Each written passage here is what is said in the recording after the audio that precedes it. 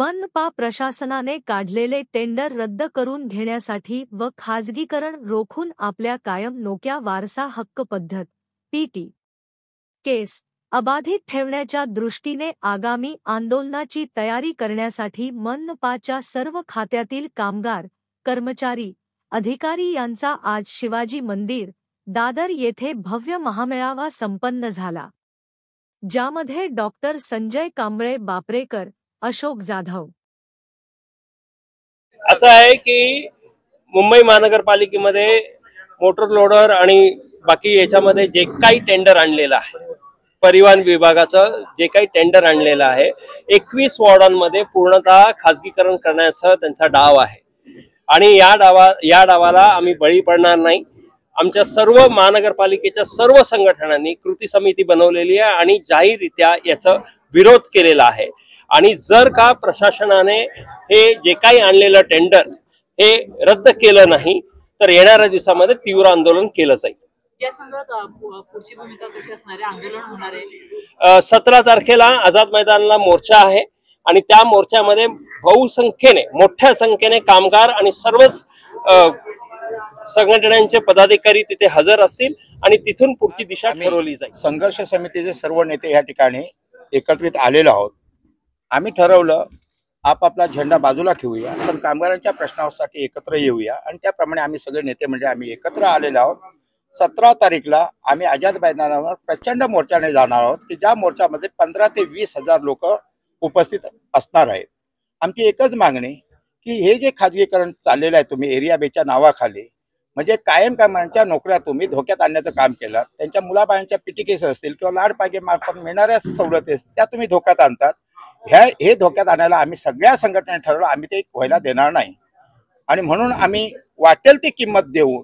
जर का 2017 म्हणजे 17 तारीखपर्यंत 17 जूनपर्यंत जर का प्रशासनाने निर्णय मागे घेतला नाही, टेंडर मागे घेतलं नाही, तर आम्ही 17 तारीखला काय आंदोलन असेल हे आम्ही 17 तारीखला आझाद मैदानावर आम्ही जाहीर केलं। यावेळेला पहिल्यांदाच परमनंट कामगार, कंत्राटी ड्रायव्हर्स हे सगळे एक आलेले आहेत। याचं कारण प्रशासन सगळ्यांच्या जीवावर उठलेलं आहे। आता कायद्याचा गैरवापर केला जातोय। एक तर कामगारांनी 100 वर्षापासून लढून मिळवलेले कायदे बदलले गेलेले आहेत आणि आज कंत्राटी कायदा हा पैसे वाचवण्यासाठी आणलेला नाहीये। आज कायमस्वरूपी आणि जे संविधानिक जबाबदारी आहे ते काम कंत्राटावरती आणि आता तर त्यांचं आउटसोर्सिंग पद्धतीने देत आहेत, हे मान्य नाही। याच्यातनं कायमच्या नोकऱ्या बंद होणार आहेत आणि म्हणून सगळे कामगार या कामगार वर्गावरच्या हल्ल्याच्या विरोधात एक झालेले आहेत आणि ही वज्रमुठ आज लोकांच्या सपोर्ट बंद तयार झालेली आहे।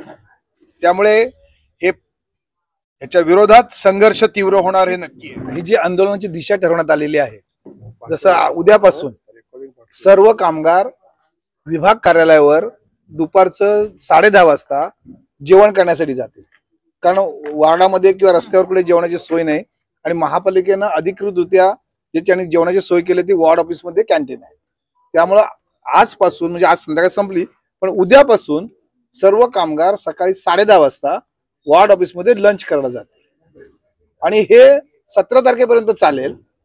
17 तारखेला प्रचंड मोर्चाचं आयोजन केलेलं आहे आणि तोपर्यंत सुद्धा प्रशासनाला जर जाग आली नाही तर मात्र त्याच दिवशी तिथेच रात्री पुढच्या आंदोलनाची दिशा जी काय आहे ती जाहीर केली जाईल आणि हे आपली जी जीवनमानाची लढाई आहे त्यासाठी सगळ्यांनी मोठ्या संख्येने, त्याच्यामध्ये इसेन्शियल मुंबई महानगरपालिकाच अत्यावश्यक सेवा आहे त्यामुळे तो वेगळा हा वेगळा न समजता सफाई कामगारांच्या या लढ्यामध्ये महापालिकेतले सगळेच कामगार, ते कामगार असतील, कर्मचारी असतील, अधिकारी असतील, जसं इंजिनियर पासून सगळं सांगितलं, हे सगळे अधिकारी तुम्हाला 17 तारखेला आझाद मैदानावर 17 तारखेच्या मोर्चाचा आणि त्यानंतर जो काय आपण आंदोलन करणार आहोत ते आंदोलन सर्वांनी यशस्वी करावं असं सर्व कामगार कर्मचाऱ्यांना मी आवाहन करतो।